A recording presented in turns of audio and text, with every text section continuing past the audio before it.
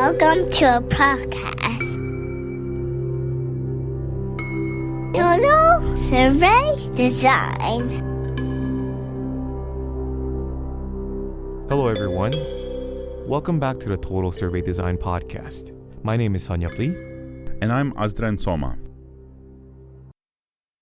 In this episode, we will talk about survey design elements. In today's Free Talk segment, we want to talk about YouGov's compensation system. So we've talked about YouGov and Prolific and other platforms before. I have a lot of experience at Prolific, but not actually on YouGov. And I've actually read a lot of research produced on YouGov, but had never actually participated as a respondent on YouGov and taking surveys myself. So I got an ad on Instagram asking me to sign up, and I'm like, hey, this is perfect because I actually am very interested in signing up. So I signed up and I learned a little bit about their compensation system, and I was actually a little bit surprised, to say the least. So the way that YouGov works, at first I thought it was really fascinating because they have this like game system where it's like you have to earn a certain amount of points in order to be able to win these gift cards. And you accumulate certain points by completing the survey, and then you trade that number of points, like how many number of points for like a gift card, right?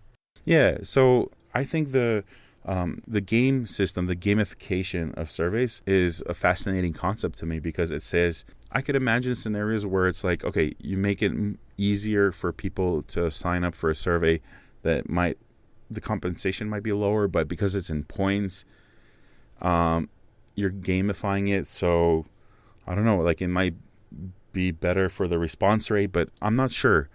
So I started digging into this a little bit more. I realized a $15 gift card, which you could choose, it could be to Amazon or Nike or whatever. The $15 gift card could be traded for 25,000 points. And I'm like, okay, so 25,000 points. If you do the math, each point is worth about 0.06 cents. Or another way to look at it is that you need 1,666 points per dollar. And, I was thinking about like the average compensation for surveys on Prolific, and the average compensation is about $15 per hour, which on average on Prolific, for every 4-minute survey, you should be earning about $1. So for a 6-minute survey, you should be earning about $1.50, right? Whereas here on YouGov, I realized that one of the first surveys that they offer, that gives you 750 points. And again, keep in mind that 1,666 points is roughly about $1 worth. So 750 points is less than half of that. And it's about, so 750 points, it's worth about 45 cents. And if the survey takes about 10 to 15 minutes, that pay rate is literally $2.70 max. So this really left me a little bit dumbfounded. I've taken multiple surveys so far on YouGov. I've taken about 5 different surveys, and I'm not taking any more surveys because I'm frustrated because I haven't even made enough money for a $15 gift card. And this actually brings up a lot of questions to me. For example, is this even ethical? Is this a good incentive for respondents? Does this mean, what does it say about the data quality? If the pay structure, it's not gamified on Prolific, it's a lot more straightforward, but they also pay a lot better. So, at least in my experience, they're paying a lot better. Maybe YouGov has a system where you start earning a lot more points in future surveys once you have more experience. But you know what? I'm not actually going to stick around YouGov that long to find out. So this is really frustrating because I've actually read a lot of great studies, and it makes me question the integrity and the quality of the data in those studies now. What do you have to say about this? This brings me some memory about, Leon Festinger's cognitive dissonance theory, right? So basically the experiment was about, they recruited participants and made you do like really, really boring tasks. And one group of the participants were like rewarded like $10 or $15, but this was like decades ago, so it was like pretty sizable amount of money. And one group were, I guess, like not paid. Like I'm just, thinking off the top. But one group was given paid $1. So only thing that varied was the amount of compensation. And guess which participants reported the most, interest, like after completing the boring task. The people who got paid more. No, it was actually people who paid $1. So if people, so this is the fascinating part about cognitive dissonance is, if you're paid a lot for a boring task, you would think, oh, I just got paid a lot, so it was boring, but I stayed for the money. But if people were paid really little, they might be thinking, oh, this is too little of money for me to say I stayed for the money, but I actually didn't do it for free. So you have to shift your thoughts and kind of come up with some rationalization. Oh, actually, I enjoyed the task. So applying that study to the compensation system, I don't know, gamifying and awarding people on a point system, and then you collect it, you accrue it, you accumulate it and return it for a gift card. I don't know if that could be better, or actually having a value, like a number of dollar value attached to your to participating in a survey, just like what Prolific does. I don't know which one's better, but I feel like it's kind of just to think it from a different perspective. It's interesting because you need 25,000 points for a $15 gift card, right? At least as of now. And it reminds me of like this like numbers fallacy, because let's say like I grew up in Indonesia, and today they have a conversion rate of one US dollar equals 15,900 Indonesian rupiah, like roughly. But we used to say it's like $1 is roughly like 10,000 Indonesian rupiahs. So basically 1 to 1,000. So the number gets like really, really inflated. So people who come from outside the Indonesia and bring US dollars and like exchange it for Indonesian currency, they suddenly feel so rich, because I used to only carry around $1, one digit, and now I have like how many, like 1 million rupiahs, and that's like so much money. So like again, just because the digits are bigger, I think it creates this like false belief that you're getting a lot of compensation. If that's the case, I'm going to start a new survey hosting platform that starts compensating people 2 million points per survey, even though it only pays like 5 cents. Yeah. So I think, if that theory is true, that might be most helpful. But no, I'm of course, obviously, I'm just teasing. And here, this also made me think about another thing, which is that, one of the things that the Dillman 2014 book talks about is that, offering an incentive actually increases response rate. Offering, what was the $1 compensation? Pre-incentive. Offering a pre-incentive, a $1 or a $2 pre-incentive in an envelope for a survey increases the response rate, not because people view it as, a fair hourly pay rate, but more so it increases trust. It shows that the surveyor or the researcher or the scientist is preemptively showing a certain level of trust towards the respondent, and the respondent, thinking about social exchange theory, wants to also return the favor in a sense. So by completing the survey, and it's not about compensation; it's just a token of appreciation.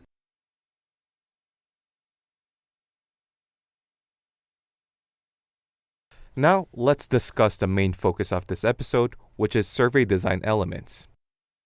Have you ever taken a survey and found much of it to be an eyesore? Don Norman, in his famous book, The Design of Everyday Things, says, good design is actually a lot harder to notice than poor design, in part because good designs fit our needs so well that the design is invisible, serving us without drawing attention to itself. Bad design, on the other hand, screams out its inadequacies, making itself very noticeable. Similarly, we say that a good survey should flow smoothly without the user having to wonder or even notice any anomaly in the design that stands out to them. The problem of survey design elements matters, perhaps more so today than ever before. Decades ago, many surveys were conducted through telephone interviews. Today, surveys are predominantly self-response based, usually over the web. This means a lot of things. There are no more telephone interviewers there to repeat the questions or clarify the definition. Once it feels boring or inconvenient in the slightest, online surveys are much easier for people to quit the survey. In this sense, we need to design our surveys with the respondents in mind. Some of the elements of survey design we always like to emphasize include things like question order, where the most interesting or important questions come first, and the demographic questions typically last. But also, if a question is controversial, consider it also pushing that towards the back of the survey if it's not critical to the research. Another element that is important to consider when thinking about the design of the survey is to not use jargon or slang, keeping the language simple, but not to talk down to your respondents. Your respondents should be treated respectfully. Furthermore, consistency is really important between survey mediums and languages, and with the design of the survey itself. So for example, often you will see questions themselves have a different color background than, for example, instructional text. You want to design a survey where you alternate between whether or not your questions have a certain background color or not. You want to be very consistent in order to not make it more difficult for the respondent to follow along with the survey. When we think of design, we also think of the visuals. For example, the use of fonts that are clear and easy to read both on desktop and mobile. Some people use contrasting colors so that certain words stand out, or the words stand out from the background color. Or the use of back buttons in case people want to go back and change or correct their answers. So Sonia, talking about contrasting colors, do you think it's appropriate to bolden certain words in questions or question response options? Yes, especially I use bold in some cases where the question format repeats itself for like a few times, but the subject or the object of the question has to change. So it draws attention to the respondent. Oh, it's asking about my satisfaction or dissatisfaction, but about this aspect of the product or that aspect of the product. So when we change that aspect of the product in this example, we could be bolding those few words so that people think they're still on the same page and on the object of the question stem, that part of the question stem is changing. How about the use of back buttons? What are some cases that back buttons could be actually used for, or some cases that are actually not so useful? In general, I think that back buttons are useful and helpful and should be included in surveys because it makes taking the survey easier. It reduces the stress and the anxiety amongst respondents, whether or not they might have forgotten something or if they want to go back and see how they responded to something. So in general, I would say include a back button. Some people might misclick the next button by accident. And this way you get to retain better data quality. There are some cases where back buttons become problematic. So for example, if you have a survey with a lot of logic or skip functions, the back button might not work because it might not take you back to the place where you previously skipped from. And another place where back buttons might not work is in cases, for example, of a survey experiment where you have a treatment and you have a manipulation check from that treatment and you want to make sure that the respondent was paying attention to the story. If the respondent sees that they're being asked about something that they weren't paying attention about and then they go back to read that treatment, it might become problematic in the survey experiment itself. That's why I personally would recommend not including a back button, at least on that page, to reach the treatment. And sometimes just the manipulation might be so related to the flow of the survey. So including back buttons might mess with the whole flow and ultimately mess with the experimental design of the survey. And also we thought about surveys that are really extra creative, like that have flashing images and fade out and fade in and slideshow of pictures at the top. So unless they are necessary, these are more like distractions, and they, again, if it's not necessary information, we would recommend putting them away because they take away from the main part of the information, part of the survey, and it also adds to the fatigue of the respondents as well. Let's also talk about progress bars. So there are a lot of problems with progress bars. And something that I just mentioned recently was this idea of surveys with logic. And sometimes what happens is survey designers include a progress bar, and because logic is involved, essentially what it means is that the way you respond to some questions dictates how the survey skips you around to other sections of the survey. But because there's no way for the progress bar to know what your future responses will be, there's no real way to know what your progress is on a survey which has logic in it and various skip functions. Reminds me of this one survey I was involved in, which was evaluating the small business owners and their satisfaction with the state assistance in getting more employees, like hiring more employees. And one of the main chunk of the survey was, oh, have you used so-and-so services from the state? And if they have, they go through this whole logic of which part of the service they were like satisfied, which of the service that they found most useful, and so on. But if they haven't, it just fast forwards them into like 80% completion. So like in this case, progress bars might be a little misleading, if not just confusing for the respondents. Yeah, we would say that the progress bar might create frustration with respondents, which is problematic with surveys in general. And also, sometimes the skip logic requires only a few questions to be answered from a particular respondent. It could be that answering the first few questions, the progress bar would only show up a few percentage points of progress, but in reality, maybe that they're 90% done. So another consideration with progress bars is that you don't want your respondents to be thinking about how much is left with the survey after each question, as if the goal of the survey is just completion. And again, I get it. If you're paying respondents on Prolific, their goal is completion. They want to make the money. But while they're taking the survey, you really don't want them to focus on how much they have left. You want them to focus on the questions themselves. So the goal is good data, not the completion itself. Yeah, your goal as a survey researcher, as a scientist, is good data, not necessarily the completion. That's why, sure, if you ask 100 respondents whether or not they prefer a progress bar, 100 respondents, 99 of them might say that they prefer a progress bar. But that is not necessarily going to say what is better for the researcher. But what if there is no logic? Do you think a progress bar might be useful? So, maybe as a surveyor, your preference is to include a progress bar, and that's fine. You just have to be very cautious because sometimes progress bars don't work perfectly. For example, let's say hypothetically you have just 2 pages of questions. Well, if you have 2 pages of question, a progress bar really doesn't say much, because once you're done with the first page, then all of a sudden you're 50% complete. So then the rest of the questions, while you're asking, the progress bar doesn't say anything.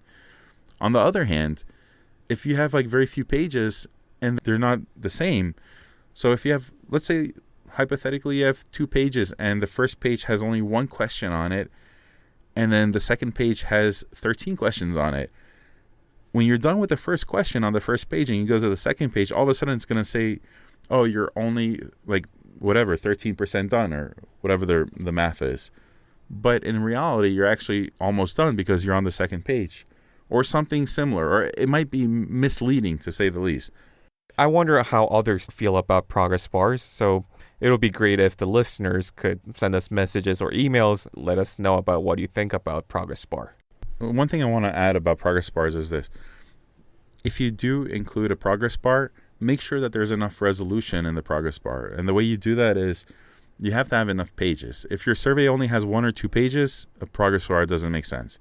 If your survey has, let's say, 10 pages and the questions are equally distributed, and not just the questions, but the type of questions, so each page takes roughly the same amount of time, then yes, I would say, sure, add a progress bar. If it's a 10-page survey, then you know that each page is about roughly 10% progress. And when you're about halfway through, you know that you're halfway through, and that's fine. But again, I think the cases when a progress bar is useful is very limited. And in general, my suggestion to researchers would be to not include a progress bar. Okay, but design isn't only about aesthetics.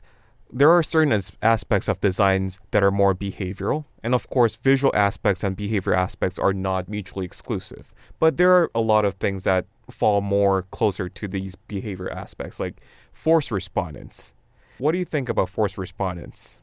In general, forcing responses is unnecessary. And I would make exceptions, and the exceptions would be unless the question in the survey is absolutely critical to the survey. So if it's a dependent variable in a scientific study, or if it's like the main question of, the purpose of your survey, I would say, okay, you need to ask it. And sometimes when a survey is commissioned, the main dependent variable might be, the main goal is to contrast it with the main independent variable, whatever that may be. It could be gender, it could be age, whatever it is. So yeah, if you have a main dependent and independent variable, I would force responses to those questions. But otherwise, yeah, I mean, it might seem better to force responses. Sometimes you have a survey which is required by, let's say, workers or participants in a conference, but you're going to get better data if you don't force responses. Or sometimes it could be those questions that response of this question affects the following questions. Like, if you're asking customers satisfaction, and then if you need to ask, have you ever purchased our product from our website, for example, so that we could further ask, like, what aspects about our product or about website were you satisfied or dissatisfied? But if you did not ask that question, and some people have never made that purchase, so they might have to go through the tedious process of clicking skip through those questions. So actually, what I would add to that is that I would even say is a matter of poor survey design on part of the surveyor, because hypothetically, like, let's say that question about, like, have you ever visited our business is one of the questions that leads to other questions. If that's not the main goal of the survey, and so if somebody doesn't answer the first question in a series of questions, I would say, build in some logic into the survey, some skip logic, which, it skips over all those questions. And instead of you having to skip it manually, the survey automatically skips over those questions that doesn't have the prerequisite first question answered. Because again, you're going to get better data that way, depending on the question, of course, in the survey, but you don't want to necessarily force responses, even on those questions, if it's not crucial to the survey. Let's also talk about attention checks. Both of us had some experience with survey experiments or experimental design in general. Some people just seem to include attention checks because that seems to be the trend, but I don't think that's good enough reason for us to include. What I think is these attention checks shouldn't be built into the surveys as if they're quizzing or interrogating the respondents, like testing their abilities, but rather if they are like simply reading the questions that are being like asked in the survey. So it's more about, hey, we're just checking in with you. Are you actually still with us or losing interest? So, and some attention checks tend to require like math or more complex tasks. And I don't think they're useful unless it's really, really necessary, and might even decrease data quality because it might just intimidate or start increasing the fatigue among the respondents, and therefore the dropout people will just start dropping out of the survey. Yeah, in general, I would say to stay away from attention checks because attention checks don't add value to the survey itself. But if you include an attention check, again, like as Sonia said, keep it simple. This is not meant to quiz them. This is not meant to test their intelligence. It's just meant to test whether or not they're paying attention to the survey. And there's some surveys that I've seen which have multiple attention checks. And again, this is going to be viewed as increasing the cost to the respondent because of it's just adding the number of questions unnecessarily. It's almost like punishing people who are paying attention by requiring them to answer all these attention checks. So having one attention check that is simple is fine. More than that, I would definitely say is a mistake. I even saw like surveys that don't include attention checks, but very early on, even right before the consent form, saying, oh, like, I hereby promise that I will use my undivided attention and like, complete the survey in a single setting without, being distracted. So even if people just we just give the respondents benefit of the doubt that they're, answering with the best of their ability. And in this way, people are preemptively signing up to be very honest and being sincere without having to quiz them or test them or interrogate them towards the end. Yeah, and very briefly, just talking about manipulation checks, which are different from attention checks. But very similarly, I would say, the manipulation check is used to check and see if a manipulation to an experiment was successful. But again, they should not be used to trick respondents, but rather just to gauge how successful the manipulation was. Even if respondents fail the manipulation check, like one of the things that a lot of researchers are unsure about is whether or not they should be paying the respondents. And I view it as unethical to not pay respondents just because they failed a manipulation check. I think that's a small proportion of the population that will fail a manipulation check, but still, I think they should be. It's the ethical thing to do is to pay anybody who is taking and completing your survey. I guess that's just one of the new challenges posed by conducting experiments in online setting, because compared to in-person laboratory settings, people are, of course, more likely to face the risk of distraction. And I guess this raises more higher standards, higher hurdles for current experimental researchers, because we have to build that in mind and try to make sure the manipulation is more right at your face rather than like a subtle manipulation. And if that's the case, again, I don't think it's honestly, I agree with you on that point that I don't think it's very ethical to not pay or not give credit to the participants who failed those manipulation checks, because perhaps you could have, built in more explicit manipulation.